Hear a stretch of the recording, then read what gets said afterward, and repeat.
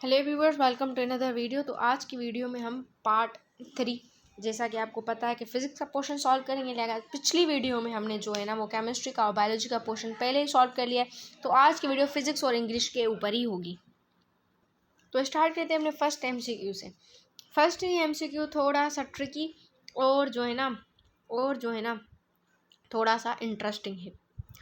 अच्छा जी, क्या पूछ रहा है आपसे? बेसिकली आपसे पूछ रहा है कि चार्ज ऑफ इलेक्ट्रॉन बताओ। चार्ज ऑफ इलेक्ट्रॉन अगर आपसे पूछता कॉलम में तो आप बोलते 1.6 × 10⁻⁻⁻ -19 बोलते। अच्छा, यहाँ पे आपसे पूछ रहा है ESU। अभी ESU कहाँ किस चीज़ से मुराद करता है? वो करता है हमारे पास इलेक्ट्रोस्टैटिक यूनिट से। ठीक हो गई ये भी बात। अभी हमको ये चीज़ मालूम करनी है कि ESU के हिसाब से इलेक्ट्रॉन चार्ज कौन सी बनाएगा। तो वो जो बनाता है ना, वो क्या होता है कि 4.8 × 10⁻⁻10। अच्छा, -4.8। ठीक है, लेकिन यहाँ पे रिजेम्बलेंस वाला जो क्वेश्चन बन रहा है ना, मतलब आंसर बन रहा है ना, मोस्ट अप्रोप्रिएट, वो बी बन रहा है। ठीक है, और कोई तो यहाँ पे मेरे को समझ नहीं आ रहा, लेकिन जो करेक्ट ऑप्शन मोस्ट अप्रोप्रिएट है ना, वो ये वाली वैल्यू है। ठीक हो गया जी, इसको रट ले। ओके जी, उसके बाद हम चलते हैं नेक्स्ट क्वेश्चन की जानिब। ये इस तरह के क्वेश्चंस ना नहीं आते, अब कंफ्यूज नहीं होना। Islam teaches us observation and reasoning, ये की मैं इस तरह का आंसर। देन वो ये द ट्रांसफार्मर क्या कन्वर्ट करता है, इसमें कंफ्यूज नहीं होता। अभी देख, ट्रांसफार्मर जो है ना एक कन्वर्ट करता है किसी ना किसी इलेक्ट्रिकल वोल्टेज को। अभी अल्टरनेटिंग करंट जो है ना वो क्या करता है, alternating current voltage from one level to another. इस क्वेश्चन का यही मतलब है कि मतलब AC टू AC वोल्टेज, एक लेवल की AC दूसरी लेवल की AC वोल्टेज में उसको कन्वर्ट करेगी। अभी बात ये आती है कि इसके अल्टरनेट कोई क्वेश्चन बन सकता है? जी बन सकता है। देखें, अगर ये कभी कभार आ जाए कि AC टू DC अगर हम करें चेंज, तो वो रेक्टिफायर्स करते हैं, एक MCQ ये बन सकता है। अगर DC टू AC करें तो वो इन्वर्टर्स जो होते हैं ना, वो करते हैं DC टू AC। इस तरह के क्वेश्चंस बन सकते हैं आपके पास।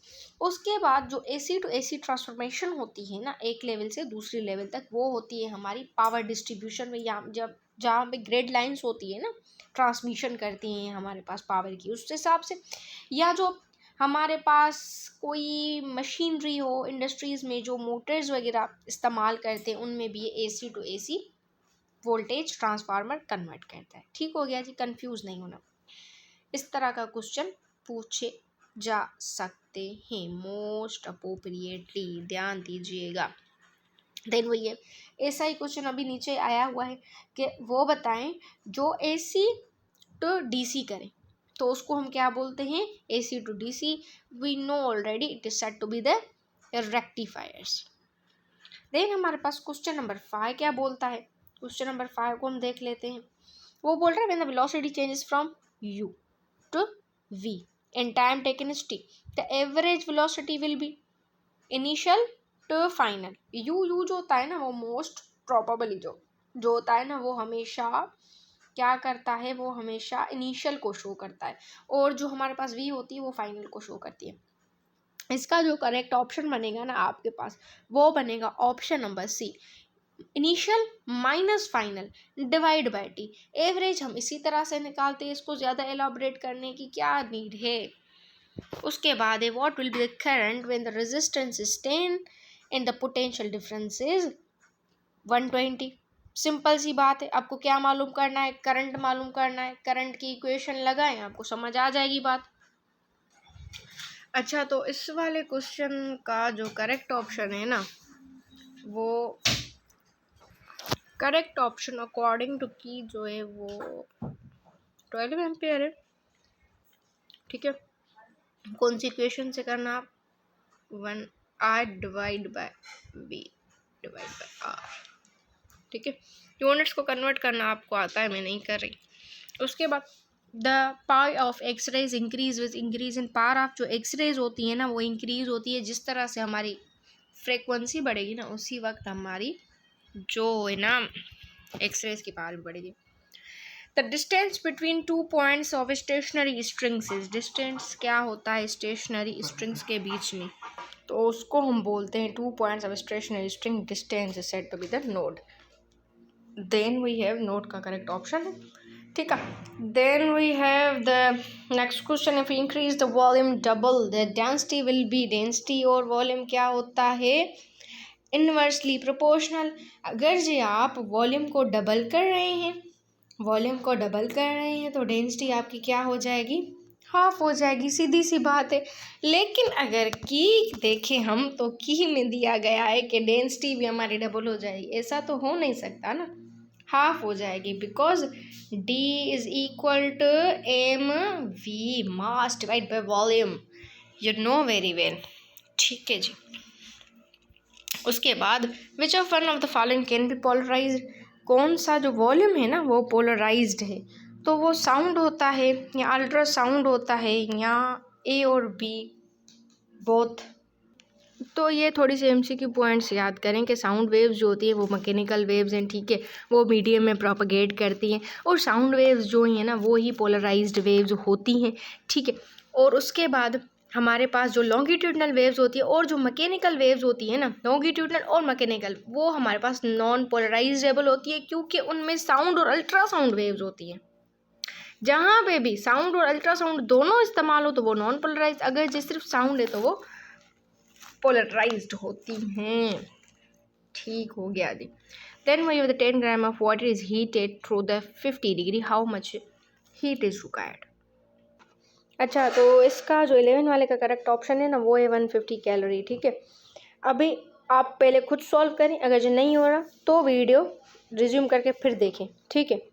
मैं खुद सॉल्व करवा रही हूँ आपको, थोड़ा सा हम नीचे आते हैं फिर इस पे उसका फॉर्मूला बता रही हूँ, लिहाजा आप करिएगा खुद, ठीक है।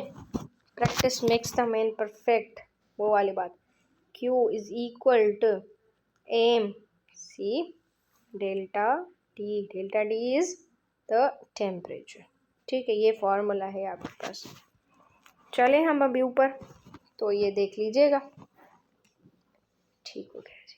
उसके बाद हमारे पास नेक्स्ट क्वेश्चन क्या बोल रहा है, question number 12, cannot engine converts heat energy into, cannot जो इंजन होती है हमारे पास वो हमारी हीट इंजन को क्या करती, हीट एनर्जी को हीट एनर्जी को क्या करती है हमारे पास, कन्वर्ट करती है किस में मैकेनिकल एनर्जी में। ये बुक का पॉइंट ऑफ व्यू है।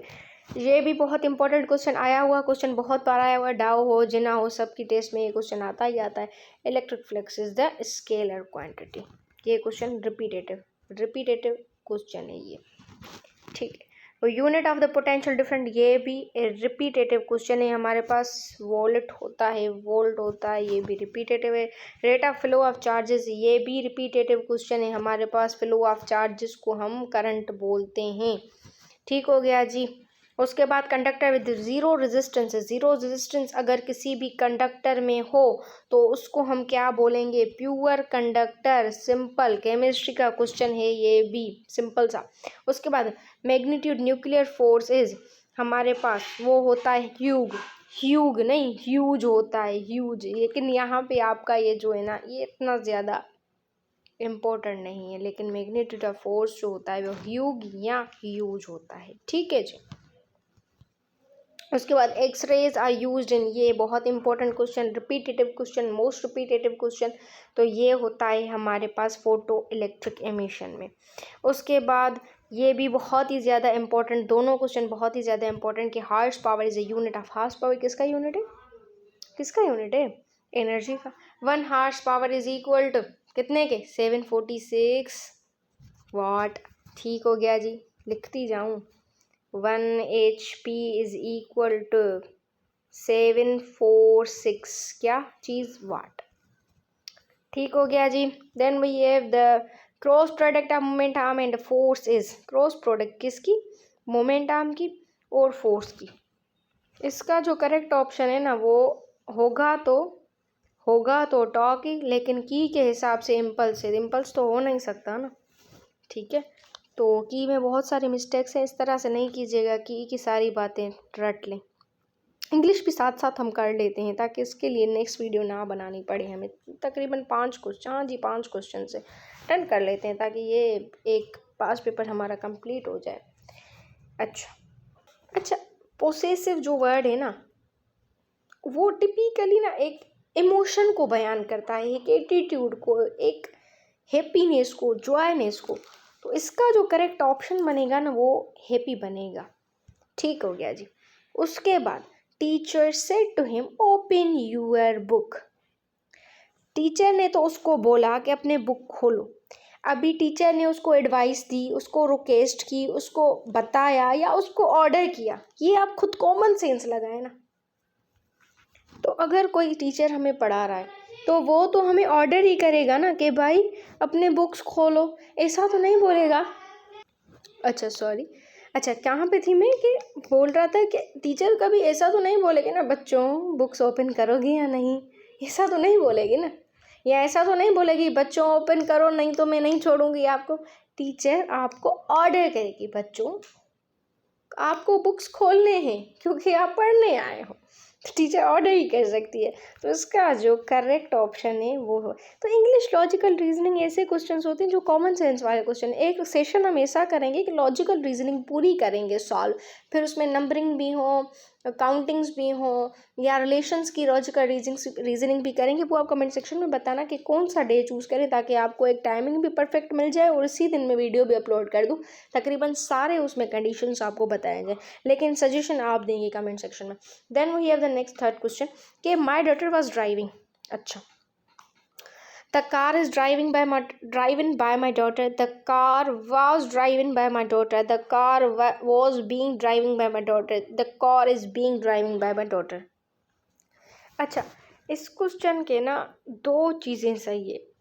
अगर हम देखें मेरे हिसाब से दो चीज़ें सही हैं, की में भी दो चीज़ें, लेकिन इसका रीज़न है कि एक जो हम मेरे पास क्वेश्चन है कि my daughter was driving car, तो उस हिसाब से अगर देखें तो ये सही है क्योंकि ये एक पास्ट कंटिन्यूअस की बात कर रहा है।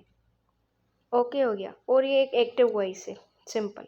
उसके बाद अगर बोल रहा है कि car is being driven by my daughter, तो ये एक प्रेजेंट कंटिन्यूअस की बात कर रहा है।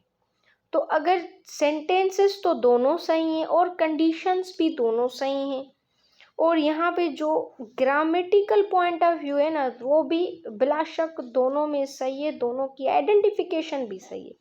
तो अभी हम ज़्यादा उस पर फोकस नहीं करते, लेकिन एक थोड़ी सी नोआ होनी चाहिए। सो इसका जो करेक्ट ऑप्शन है हमारे पास option number B and option number सी।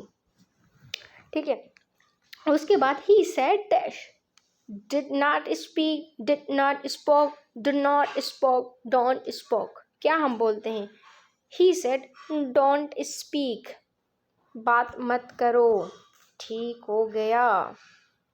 अच्छा जी, don't speak।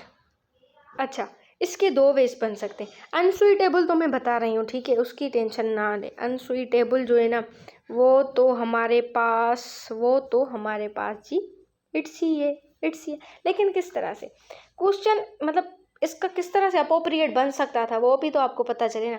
वो इस तरह से हो सकता था कि each file must be placed in its proper position, इस तरह से हो सकता था।